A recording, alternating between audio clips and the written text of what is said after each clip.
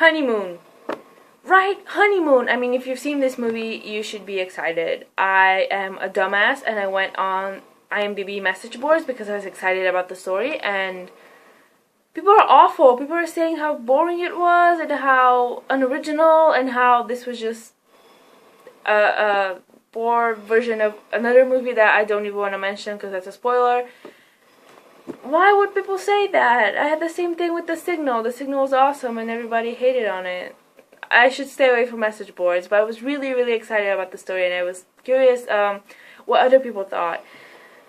It was absolutely incredible, and I really don't know how to really explain it without spoiling anything, so I'm gonna try and be very vague about things. Basically, the story is about a couple that just got married like 2 days ago, and they go on their honeymoon to this cottage that belongs to the wife's grandfather. So they're gonna spend a few days there, or like a few weeks, and be honeymoons and be in love and be a cute couple, and they are adorable together and they cannot keep their hands off each other and it's all great. But one night the husband can't find the wife, so he starts looking for her and she's not in the house. So he goes outside into the woods and he finds her naked and afraid and completely traumatized by something. He brings her to the house and she says she's fine, she was just sleepwalking, she doesn't remember anything, nothing happened, she's fine. He decides to believe her and be there for her, but he's really worried and she starts acting weird. And that's all I'm gonna say. She starts acting weird and the husband has no idea what's going on, and it's basically his quest to find out what happened in the woods. I have to say that I figured out what happened in the woods pretty quickly. I don't know if that was supposed to be the moment. There's a specific moment where I was like, oh yeah, I totally know what happened. And I don't know if that was specifically the moment when you're supposed to figure it out, because it's not that straightforward at first. It seems like one thing, but you know, it might not be. So again, I'm trying to be very vague. And I figured it out, and I wish I hadn't. I wish I had a more mystery until the end, but it was still so good. It's very short. It's an hour and a half. And I would have liked to see more of it, actually. It wasn't. It was very fast-paced, and it was very well-paced, for sure. Because even though it was only an hour and a half, you still had long scenes of just build-up. Huge anticipation because something is about to happen. And this isn't a horror movie. I don't even know if they classify it as a horror movie, because it's not scary. It's a thriller. There's a lot of build-up, there's a lot of intense moments, and there's a lot of creepy moments. So I guess that's where the horror aspect might come in for some people.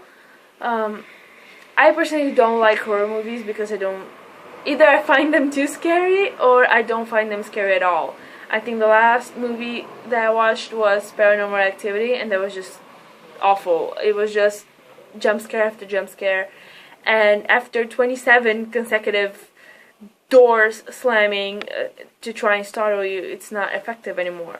So I stopped watching horror movies these days, and I stick to cool movies like this one, which I guess could be classified as a horror movie, but I myself find it more of a thriller. And I think a huge part is the music, of course, and because it's not just the music, but it's also the lack of music. And I like that in movies where everything's just completely silent. So there's build up, and your heart is racing because something's gonna happen, and you're on the edge of your seat.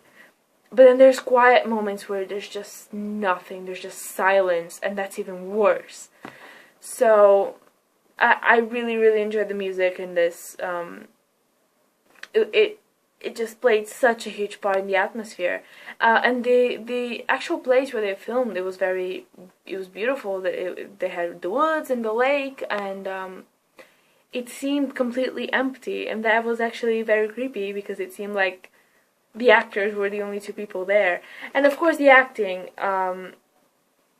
Rose Leslie, who is of course Ygritte from Game of Thrones, we all love her, I'm sure.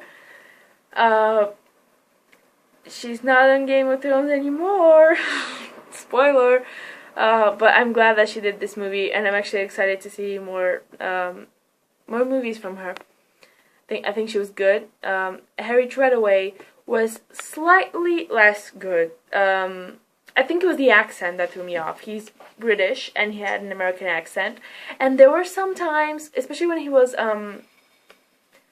yelling, there were some times where it wasn't that great, but I still like him. And side note, segue / side story, I had no idea that Luke and Harry Treadaway were twins. Mind blown. I thought it was the same person, and I thought his name was Luke. I first saw him in Attack the Block, and then I saw him in, I don't know what else. He's in Penny Dreadful and a bunch of other things, and he was in a music video for The Script. And I always thought it was Luke Treadaway. So I went to the Honeymoon IMDb page, and it said Harry Treadaway, and I was like, okay, it didn't register with me. So I click on him, and I was like, oh, I want to see more movies from him because I really enjoyed Honeymoon. And I don't see Attack the Block in the list. So I'm like, that's weird. IMDb is not crap at, it's not Wikipedia. They can just miss something. So I go to the Attack the Block IMDb, and I see that the actor's name is Luke Treadaway, not Harry. So I click on him, and he has a completely different list of movies. He's not on Penny Dreadful, and he's not on Honeymoon. So, naturally, I think, what? And I go to Google Images, and I type Luke and Harry Treadaway, and they are twins. They are identical twins, and I have never noticed that. They're so similar. I mean, they're practically the same person, and I had no idea. And this whole time I thought it was one person. So yeah, that's my Treadaway twins story. He was good.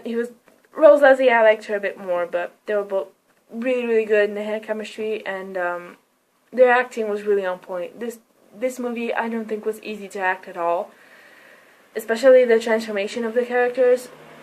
They're so in love, and everything's so fantastic for the first half hour of the movie, and then she gets so distant, and she starts acting weird and crazy, and he starts to get worried and pushy, and he wants to know what happened, and he's pressuring her, and she's going away, and the characters change so much. And I love movies like that, when you see the progression of the story, and you see the beginning, and then you see the end, and you think, how do we get here? When did things get so screwed up? And this is one of those movies, and I think that's why I loved it so much, and why it connected with me so much. I enjoyed the story. It was very straightforward. It was exactly what I needed. I think it ended wonderfully. It ended exactly where it should have. I got enough information out of it. I didn't get all the answers, but it was a completely satisfying ending where I know what happened to the characters. I'm okay with it. I'm okay where it cut. And I'm just saying that because I know there's going to be people that don't like endings like this. It was very abrupt, but it was absolutely everything I needed. It was greatly paced. First half hour, they're in love. Second half hour, things get weird. Last half hour, everything just blows up, especially the last 15 minutes, and everything just goes to hell, and you think, how did we get here? So, yeah, Honeymoon, it's such a good experience. It's such a great, it's a great experience for sure.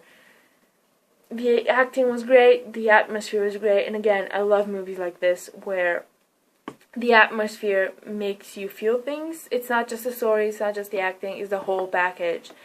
And I love the style, it was colorful, it was pretty to look at, and yeah, Honeymoon. And the poster is gorgeous. I mean, it has Rose Leslie, and it looks beautiful. So yeah, Honeymoon, big thumbs up.